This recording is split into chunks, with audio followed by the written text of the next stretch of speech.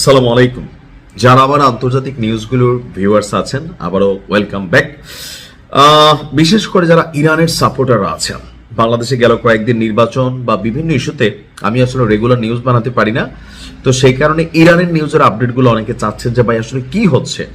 তবে আমার মনে হয় বাংলাদেশে যখন নির্বাচনী পরিবেশ ছিল বা আয়োজন চলছিল, তখন ইরান এবং আমেরিকার মধ্যে যেই যুদ্ধের পরিস্থিতিটা তৈরি হয়েছিল, খেয়াল থাকার কথা যে পারস্য সাগরে, আরব সাগরে মার্কিন বিমানবাহী রণতরী জাহাজগুলো অপেক্ষা করছে, ডেস্ট্রয়ার ফ্রিগেট থেকে বিশাল একটা বহর অপেক্ষা করছে, হাজার হাজার স্পেশাল ফোর্সের সেনা অপেক্ষা করছে।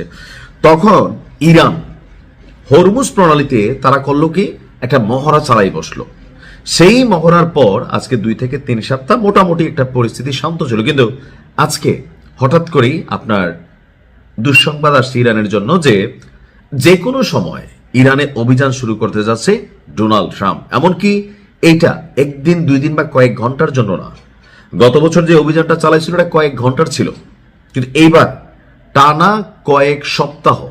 আর মার্কিন যুক্তরাষ্ট্র যদি সর্বোচ্চ শক্তি প্রয়োগ করে এই অভিযান চালায়, তাহলে ইরানের জন্য অনেক খারাপ কিছু ঘটবে। এটা হচ্ছে বাস্তবতা। আমেরিকার সাথে সরাসরি যুদ্ধ করে জয়লাভ করে এই মুহূর্তে ইরানের পক্ষে সম্ভব না। আর আরব রাষ্ট্রগুলো তো আছেই, উপরে উপরে ভালোবাসা, ভিতরে ভিতরে অন্য কিছু। আজকে একটা প্রতিবেদন আসছে যে 2 মার্কিন কর্মকর্তার বরাত দিয়ে আপনার আন্তর্জাতিক গণমাধ্যম রয়টার্স তারাই নিউজটা করছে যে প্রেসিডেন্ট ডোনাল্ড ট্রাম্প ওনার নির্দেশ আসা মাত্রই টানা কয়েক সপ্তাহ ধরে ইরানে অভিযান চালাবে যুক্তরাষ্ট্রের সেনাবাহিনী, বিমান বাহিনী, নৌবাহিনী। এবারের অভিযান দীর্ঘস্থায়ী হবে, আর সেই অনুযায়ী তারা প্রস্তুতি নিচ্ছে। অর্থাৎ আমরা যখন ভাবছি আমেরিকা কেন থাইমা গেছে, তার মানে তারা থামে নাই, একটা বেটার প্ল্যান করছে। আপনার 2 মার্কিন কর্মকর্তার বরাতে রয়টার্স বলছে 2 দেশের মধ্যে এর আগে যেমন সংঘাত দেখা দিয়েছিল, এবারের এই সংঘাতটা এটা ভিন্নভাবে হবে, এবং কি এর পরিধি অনেক বড় এবং ব্যাপক আকারে হবে।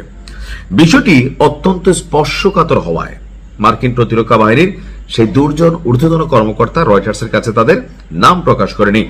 তবে এই পরিকল্পনা ফাঁসের কারণে যুক্তরাষ্ট্র এবং ইরানের মধ্যে চলা কূটনৈতিক যে আলোচনা ছিল সেটা ঝুঁকিতে পড়ার সম্ভাবনা বাড়ে গেছে। রয়টার্সের মন্তব্য যে ইরান তো মনে করতেছে এটা কূটনৈতিক আলোচনার মাধ্যমে সমাধান করবে, কিন্তু আমেরিকা তো আরো বৃহত্তর পরিকল্পনা করছে। সো ইরান কিন্তু চুপ থাকবে না। আগামী মঙ্গলবার আপনার জেনেভায় ইরানের প্রতিনিধিদের সঙ্গে বৈঠক করবে প্রেসিডেন্ট ট্রাম্পের বিশেষ দূত স্টিভ উইটফোকা এবং জার্ড ক্রসনার। তো সেখানে ওমানের প্রতিনিধিরা মধ্যস্থতাকারী একটা ভূমিকা পালন করবে।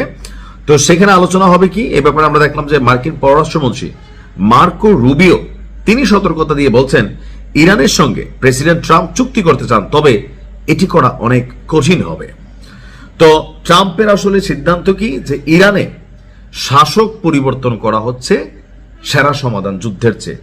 অর্থাৎ গেল কিছুদিন আগে যেই ইরানের সরকার বিরোধী আন্দোলন হলো, আমি তখন থেকে বলছি এটা বাংলাদেশের মতো না। এই খেলাটা চলছে পশ্চিমা শক্তির খেলা।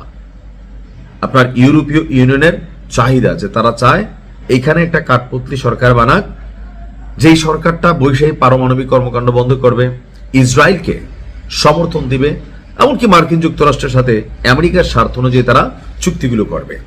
এখন ট্রাম্প কিন্তু ওইদিকে যাচ্ছে, 2টা প্ল্যান করে রাখছে। আল্লাহ ইরানকে হেফাজত করুক। আসসালামু আলাইকুম।